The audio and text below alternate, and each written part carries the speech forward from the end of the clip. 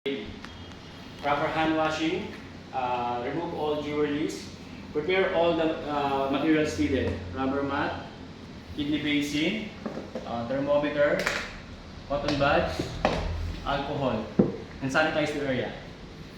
Then get the baby, open the crib, get the baby, bend your knees, not your back.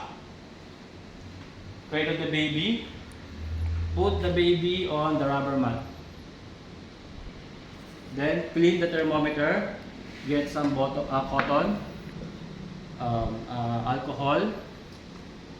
Clean the thermometer from bulb to stem in circular motion.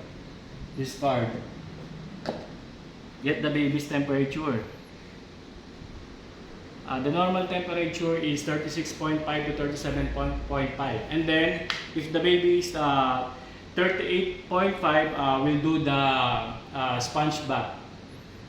Okay, the temperature of the baby is normal, 36.5. Then clean the thermometer from stem to bulb in circular motion. Put back the baby on the crib. Open the crib. Bend your knees, not your back. Then close and lock the crib. And do the aftercare.